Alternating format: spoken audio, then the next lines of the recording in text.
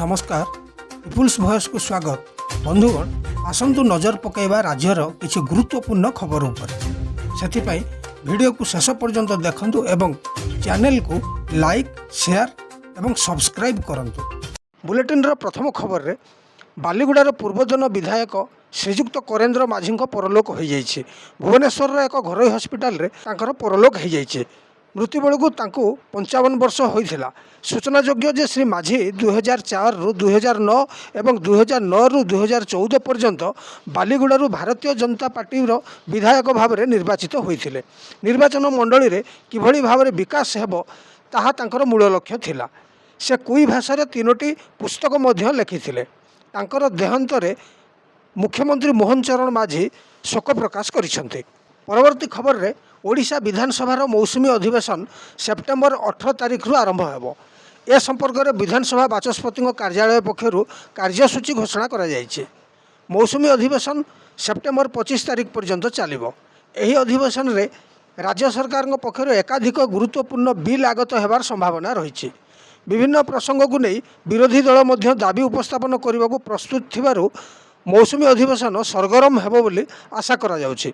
परवर्ती खबर रे जनजातिंकर पई उद्दिष्ट योजना गुड़िकर कार्यकारिता समय रे अधिकारी माने मानविक और सहानुभूतिशील आभिमुख्य ग्रहण करंतु बोली माननीय राज्यपाल निर्देश देइछन्ते। अनुसूचित जनजाति और अनुसूचित जाति उन्नयन संख्यालघु और पछुआ वर्ग कल्याण विभाग, जंगल परिवेश और जलवायु परिवर्तन विभाग एवं पंचायत राज और पानीय जल विभाग कार्यकाली समीक्षा करने समय राज्यपाल यही निर्देश देइछन्ते। उक्त उच्चस्तरीय समीक्षा बैठक में अनुसूचित जनजाति और अनुसूचित जाति उन्नयन संख्यालघु और पछुआ वर्ग कल्याण विभाग मंत्री नित्यानंद गंड, जंगल परिवेश और जलवायु परिवर्तन विभाग मंत्री गणेश राम सिंह खुंटिया उपस्थित थिले। परवर्ती खबर रे पालित है अग्नियोद्धा प्रशिक्षार्थी दीक्षांत समारोह। Bhubaneswar Barmunda fire training centre रे 61तम फायर फाइटर दीक्षांत समारोह रे जोगदे मुख्यमंत्री श्रीयुक्त मोहन चरण माझी ओडिशा फायर सर्विस को देशर सर्वश्रेष्ठ बोली कहिसंते। ओडिशा रे हेबो विश्वस्तरीय फायर फाइटर ट्रेनिंग। उन्नत प्रशिक्षण पाई 10 कोटी टंकार विश्वस्तरीय सिमुलेटर स्थापन करा जिवो। रामचंडी रे 12 कोटी टंकार व्यय जातीय स्तर टावर रिव्यू और लाइफ सेविंग सेंटर खोला जिवो। एहासह रामचंडी रे 10 कोटी टंका व्यय विश्वस्तरीय स्कूबा ड्राइविंग ट्रेनिंग सेंटर स्थापन करा जिवो बोली माननीय मुख्यमंत्री प्रकाश करिसंते। परवर्ती खबर रे भारत में शिशु मानक पई आधार कार्ड निर्माण एवं पूर्वापेक्षा अधिक सहज होइछे। UIDAI द्वारा बाल आधार कार्ड सुविधा आरंभ करा जाइछे, जहाँ नील रंग रे उपलब्ध। एही कार्ड निर्माण पई अभिभावक मानकु छोट शिशु मानकु आधार केंद्र को नेबारे कष्ट करने को पड़ो ना। एवं अधिकारी माने घर को आसी शिशुर आधार कार्ड तैयारी करेंगे, जहाद्वारा परिचय और सरकारी सुविधा गुड़िक अधिक प्राप्ति सहज हेबो बोली AIDAI पक्षरु प्रकाश पाइछे। परवर्ती खबर रे अंत्योदय गृह योजना रे प्रोत्साहन राशि प्रदान नियम आंशिक परिवर्तन करा जाइछे। पूर्वरु 4 मासरे घर सारिले 20,000 टंका मिलूला। एणिकी 4 मास बदल में 6 मासरे घर निर्माण कले 20,000 टंका प्रोत्साहन राशि दिज्व। से भाई 6 मास बदल में 8 मास घर सारिले 10,000 टंकार प्रोत्साहन राशि मिलिबो बोली पंचायत राज विभाग पक्षरु विज्ञप्ति प्रकाश करा जाइछि।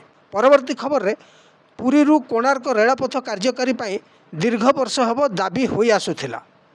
पुरी कोणार्क नूतन रेलपथ पाई जमी अधिग्रहण लगी रेल मंत्रालय पक्षरु विज्ञप्ति प्रकाश पाइबा राज्यव्यापी खुशीर लहरी खेली जाइए।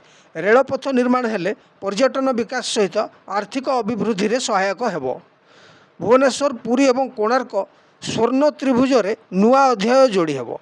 पर्यटनस्थली कोणार्क को अधिक संख्यक पर्यटकों आगमन हेबा नै रेल मंत्रालय प्रकाश करिछे।